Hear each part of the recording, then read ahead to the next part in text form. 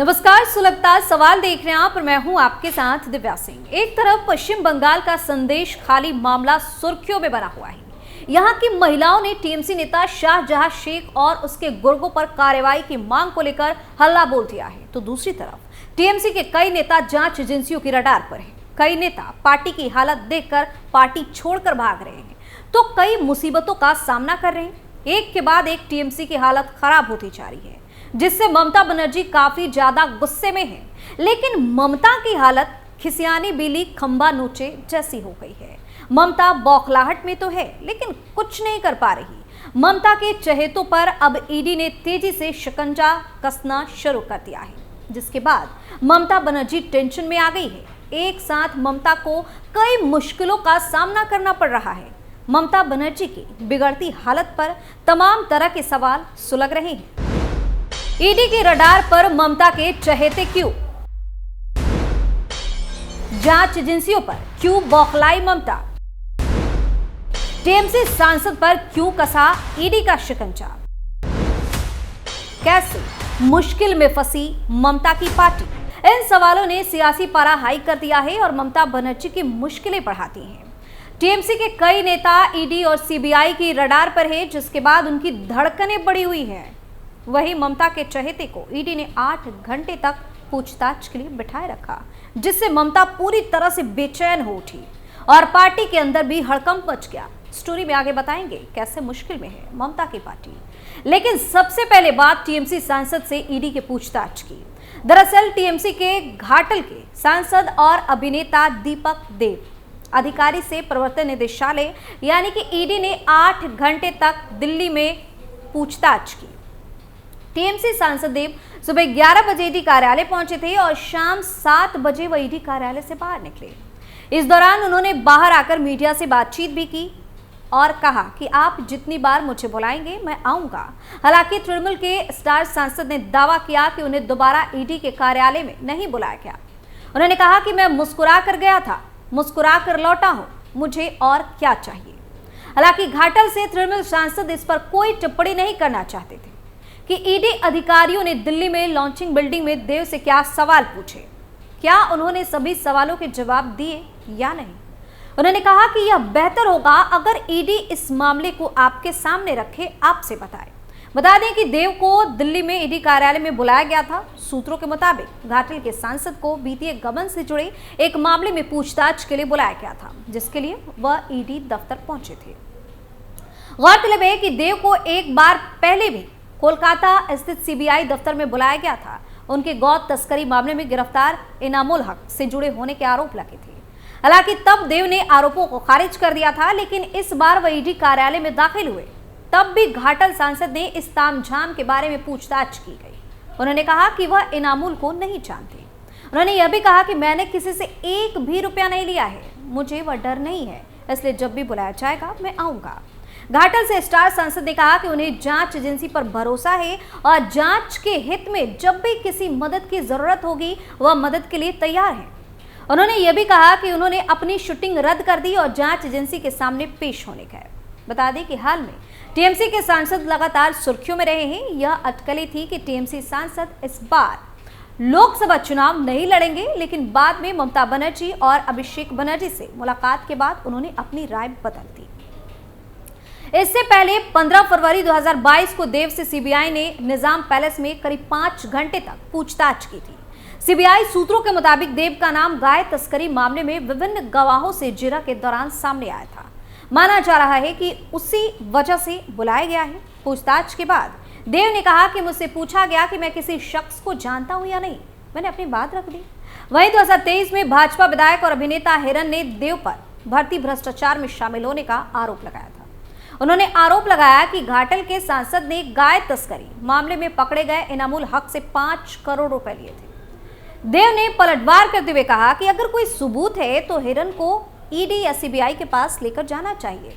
यही सवाल देव से पूछा गया और उन्होंने इसका सीधा जवाब दिया। उन्होंने कहा कि इनामुल से मेरे खाते में कोई पैसा नहीं आया, मैं वास्तव में इनामुल को जानता तक नहीं। बता दें कि अगस्त 2022 में सीबीआई ने पशु तस्करी मामले में बड़ी कार्रवाई की थी। जांच एजेंसी ने पशु तस्करी मामले में टीएमसी नेता अनुव्रत मंडल को गिरफ्तार किया था। सीबीआई ने पूछताछ के लिए मंडल को 10 समन जारी किए थे, लेकिन वे पेश नहीं हुए थे, जिसके बाद सीबीआई ने अदालत का दरवाजा खटखटाया था और गिरफ्तारी की अनुमति मांगी थी। तब अनुव्रत टीएमसी के वीरभूम जिलाध्यक्ष भी थे और पार्टी के कद्दावर नेता भी माने जाते थे। उस समय मंडल को सीबीआई कार्यालय में एजेंसी के समक्ष पेश होने के लिए कहा गया। मंडल को ईमेल के जरिए सूचित किया गया था, हालांकि उन्होंने खराब स्वास्थ्य का हवाला दिया था और पेश नहीं हुए थे, जिसके बाद उनके खिलाफ सख्त एक्शन लेना पड़ा था। उसी समय टीचर भर्ती मामले में सीबीआई ने पूर्व टीएमसी नेता पार्थ चटर्जी पर शिकंजा कसा। ईडी ने पार्थ की करीबी अर्पिता मुखर्जी के ठिकाने से 50 करोड़ से ज्यादा कैश, जेवर समेत अन्य सामान बरामद किए। दोनों को गिरफ्तार कर जेल भेज दिया था। ईडी ने दोनों से काफी लंबे समय तक पूछताछ भी की थी। उसके बाद बंगाल में टीएमसी नेता, मंत्री और अन्य शीर्ष नौकरशाह केंद्रीय एजेंसियों की जांच के दायरे में आ गए थे। बता दें कि कुछ दिन पहले ही टीएमसी सांसद देव ने एक साथ 3 कमेटियों से इस्तीफा दिया था। लोकसभा चुनाव के पहले घाटल से टीएमसी सांसद और बांग्ला फिल्म अभिनेता देव यानी कि दीपक अधिकारी ने 3 सरकारी समितियों से इस्तीफा दे दिया, जिससे अटकलें लगने लगी कि क्या वह चुनाव नहीं लड़ना चाहते। हालांकि देव ने इस बारे में कोई सार्वजनिक बयान नहीं दिया, लेकिन उनके 3 कमेटियों से इस्तीफे से राज्य में अटकलों का बाजार गर्म हो गया। बता दें कि इससे पहले पार्टी की बैठक में पार्टी सुप्रीमो ममता बनर्जी ने साफ संकेत दिया कि वह इस लोकसभा चुनाव में घाटल से देव यानी कि दीपक अधिकारी को मैदान में उतारना चाहती है। अभिनेता सांसद ने यह भी संकेत दिया कि अगर पार्टी नेता आदेश देंगे तो वह चुनाव लड़ने के लिए तैयार है, लेकिन 1 महीने के भीतर ही देव ने 3 कमेटियों से इस्तीफा दे दिया, जिसके बाद हलचल तेज हो गई। बता दें कि देव ने एक साथ घाटल रविंद्र शताब्दी विश्वविद्यालय, घाटल सुपर स्पेशलिटी अस्पताल रोगी कल्याण संघ और वीर सिंह विकास बोर्ड के उपाध्यक्ष पद से इस्तीफा दे दिया। देव के करीबी लोगों का दावा है कि सांसद ने निजी कारणों से तीनों समितियों से इस्तीफा दिया था।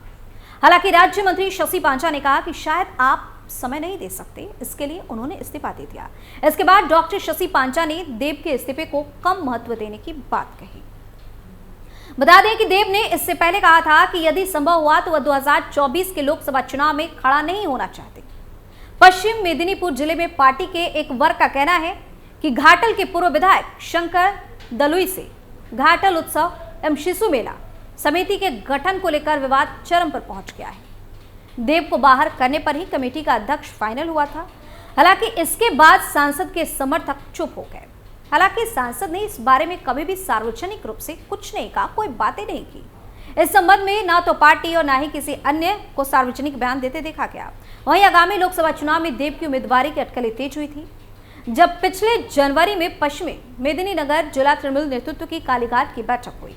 उस बैठक में ममता बनर्जी ने कहा था, देव हमारी पार्टी की संपत्ति है। कई नेताओं ने उनके साथ ऐसा व्यवहार किया जिससे उन्हें मुश्किलों का सामना करना पड़ा। तृणमूल कांग्रेस के मुताबिक मुख्यमंत्री की ऐसी बातें कहने से स्वाभाविक तौर पर बैठक में मौजूद विरोधी नेता थोड़े दबाव में आ गए। लोकसभा चुनाव में उनकी उम्मीदवारी का संकेत तब मौजूद नेताओं को मिल गया, जब देव के साथ खड़े होने से ममता बनर्जी जिला नेतृत्व से इस कदर नाराज हो गई। लेकिन उसके बाद भी देव ने अचानक 3 सरकारी समितियों के शीर्ष पदों से इस्तीफा क्यों दे दिया, इसे लेकर अटकलें तेज हो गई। वहीं 2014 के लोकसभा चुनाव में ममता बनर्जी ने घाटल में बंगाली सिनेमा का सुपरस्टार देव को उतारा था। वह पहली बार में ही वाम मोर्चा के सीपीआई उम्मीदवार संतोष राणा को चुनाव में हराकर सांसद बने। देव ने 2019 में पूर्व आईपीएस और बीजेपी उम्मीदवार भारती घोष को हराकर दूसरी बार जीत हासिल की। लेकिन घाटल से कभी कभी देव और जिला नेतृत्व के बीच विवाद की खबरें सामने आती रहती है। तो ममता की पार्टी मुश्किल में फंसती नजर आ रही है, क्योंकि एक तरफ संदेश खाली मामले पर ममता की जमकर फजीहत हो रही है, दूसरी तरफ बड़े नेताओं पर ईडी का शिकंजा कस रहा है। वहीं पार्टी से नाराज होकर कई लोग पार्टी भी छोड़ रहे हैं। इस तरह कहा जा रहा है कि टीएमसी बर्बाद होने की कगार पर पहुंच गई है और ममता रोने पर मजबूर हो गई है। सुलगता सवाल में आज के लिए इतना ही। किसी और मुद्दे पर फिर से पेश होंगे, तब तक के लिए आप देखते रहिए कैपिटल टीवी। नमस्कार।